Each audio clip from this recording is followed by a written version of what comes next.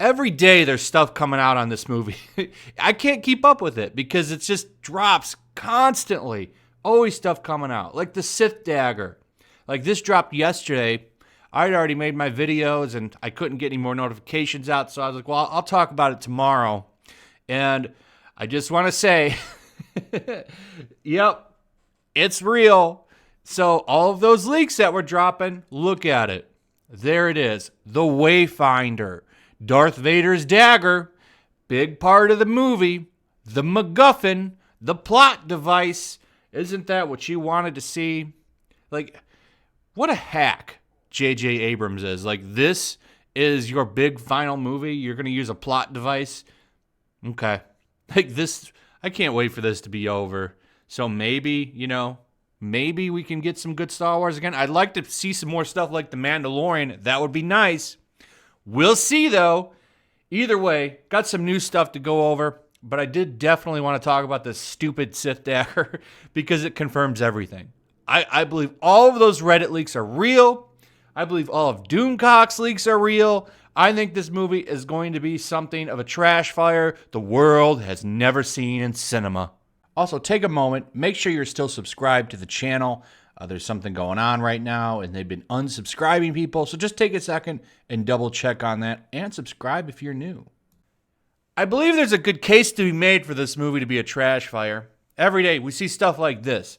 The Rise of Skywalker will introduce new force powers likely to divide fans.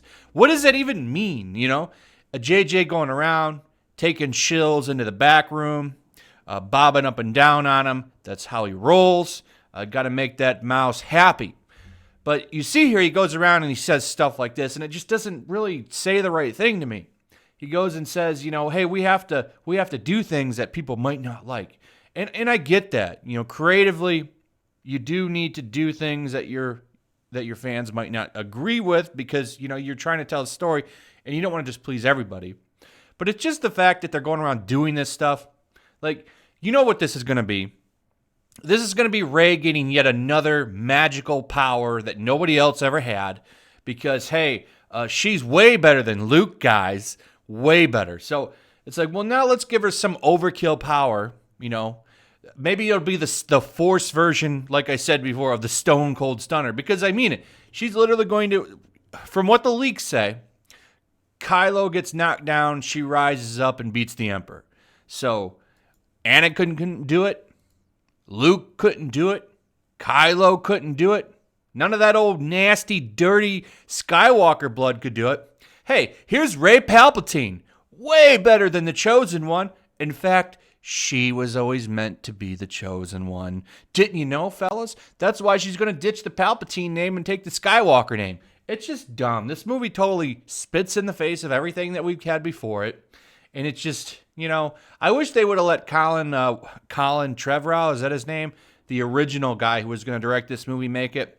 Because all this shit that's in this movie wasn't in his. He's already confirmed the Emperor was not in his version of the movie, and I would have liked to have seen what that guy was going to do. But of course, Kathleen Kennedy didn't like him, so she got rid of him, brought in her boy JJ, the guy that will sit under her desk all day, and there you go. Now we have this crap using MacGuffins, trying to piss off fans again. That's the way Kathleen Kennedy, the Force's female, likes it. So this is off Reddit. Wanted to show you guys this because I think it makes a strong case for just how dead this brand is. So check this out. This is the Star Wars section of the toy aisle. In fact, you can't see everything in here, but they actually have more Ninja Turtle figures than they do Star Wars figures. Same with Toy Story. I was out on Black Friday, and I was with some friends. We were doing some shopping. And I said, let's go check out the Star Wars stuff real quick. I just want to see, And we went over there, and I'm looking for the Star Wars toys, and I'm like, where are they at? And then I saw them, and I was kind of like knocked back on how shocked I was because it looked just like this. And I was like, wow, this is Star Wars. Where is everything? I mean, The Rise of Skywalker is literally going to be out in like 2 weeks. And this is it? This is it? This is all you have? That's bad. I want you to think back to every Star Wars release. right? I mean, and granted, we had Toys R Us then, but it wasn't just Toys R Us. You would see it in Target, all of the stores that you would normally go into and shop. If you ever went down the toy aisle, and I always like going and looking at the toys. I don't know what it is. I don't ever really buy anything, but I just like to see how they evolve and what's new, particularly like in brands that I liked as a kid that are still around, like Power Rangers. I always like to go look at them because sometimes they look really cool. But the Star Wars toys, not so much. Look at that one up the top. It's a gold Luke and Leia, or is it a Han and Leia? I can't really tell from the picture, but nonetheless, it's completely gold. It's like they stole that from the Amiibos. They had the gold Mario Amiibos. Like, well, let's do it with Star Wars. No innovation with these toys. No innovation. They got to go back and do Kenner, like a Kenner branded vintage toy still, because the new stuff doesn't sell. I did a video showing you guys the cartoonish looking Rise of Skywalker toys they had out for a while. They looked terrible. But look at this. Nothing but lightsabers that haven't changed in 15 years and barely anything. Lightsabers and a couple of vintage Rise of Skywalker toys. That's it. Between them, you got Turtles and you've got Toy Story. This says a lot. This says kids don't care to me. Kids aren't buying your stuff. And that's what happens when you give them Rey and Rose. Like it or not, little boys want to play with Luke and probably Kylo. From what I remember, they didn't have any Kylos. When I was a kid and I was getting, Star Wars figures, I wanted Luke. I wanted Han. I wanted Lando. I did end up getting Leia, but guess what? I got her last, and I only had two. I had Bounty Hunter Leia, and I had the princess version from A New Hope. That's it. I didn't need any more. I had like 14 different versions of Luke Skywalker, though. I had him in his X-Wing gear. I had him in his Hoth gear. I had him in his training gear. I had them all. Everybody wanted different versions of Luke. This is why you see different versions of main characters in all kinds of ridiculous outfits, because kids will buy them over and over again. But I'm sorry, you're not going to be able to get them to buy Battle Damage Rey over and over again. The way that they've pushed this series, just not been the right move. But hey, what do I know? I guess I'm just not, I'm no Hollywood executive. What do I know? But I do know this. I know that if you have a professor that teaches screenwriting is using your movie as a bad example for screenwriting, you've got something bad here. So this is a professor at a college. And they talk about, well, I've always used Star Wars to teach screenwriting. But hey, now, thankfully, I can use an example of The Last Jedi because, well, it's a great example of bad screenwriting, which I thought was absolutely hilarious. I saw a couple of people doing videos about this, and I was just laughing as I was watching them. But they call the movie dead emotionally in that it has ideological issues and all kinds of stuff. I thought this was absolutely hilarious. So you have this people, it talks about people are afraid to speak out on this because they're in fear of Disney, which is absolutely true. But how bad is this? This is actually being used as an example of bad screenwriting, proving everybody that's came out against this movie right. It's a terrible movie. It's a pile of trash. And the fact that Kathleen Kennedy takes this bad screenwriting, this terrible piece of crap, and says, I want to give this man an entire trilogy, is a pro and a con for me. As a con, as a Star Wars fan, it's sad to see the franchise get flushed down the toilet like a big turd.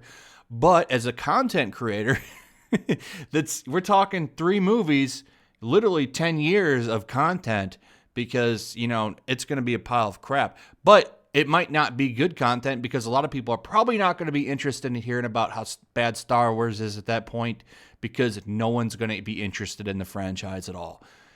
Despite the fact that those movies, the original trilogy, is a cultural phenomenon, you can devalue it to the point, I think, where it just becomes culturally dead because you've just beat it. It's like, you're seeing the meme of the dead horse getting beaten.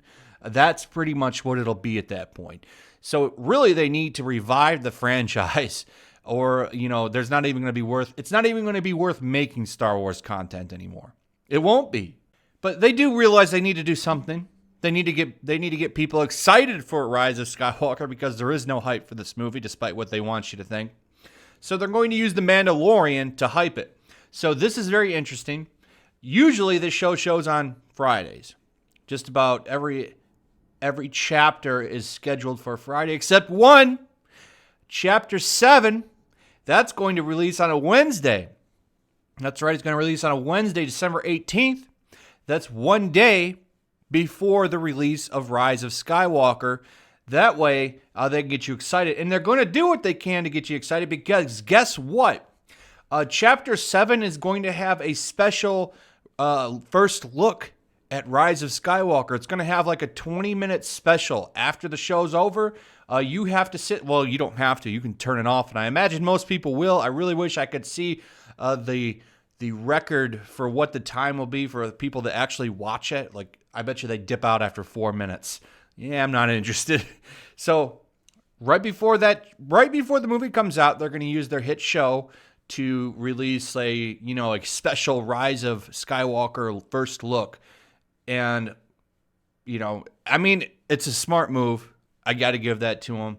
It's a smart move, but it just shows you they're altering the release. It's not going to come out on the Friday. And then you're going to have a whole week between the final chapter. So between chapter 7 and 8, they're going to go on a week hiatus so that if you want your Star Wars fill, you got to go see Rise of Skywalker. To me, it just screams desperation. Kind of as desperate as Rian Johnson, who will not leave Mandalorian alone. Did yet another interview. Said he'd love to get in there and direct Mandalorian. He'd be there in a heartbeat. Go away. Go away, Rian Johnson. Nobody wants you on Mandalorian. Nobody likes you at all. Like, why won't you just go away? Please stay away from Star Wars. Particularly Mandalorian, which is the only show anybody likes and is probably the most loved thing since the original trilogy. Please go away. Nobody likes you. Nobody wants you. You're like that annoying kid on the playground that everybody just didn't like and, wanted to get the hell away from them. You stink, you have bad body odor, and you look like a gerbil. And finally, this was the last piece of big news to drop. So we're going to get on to this one.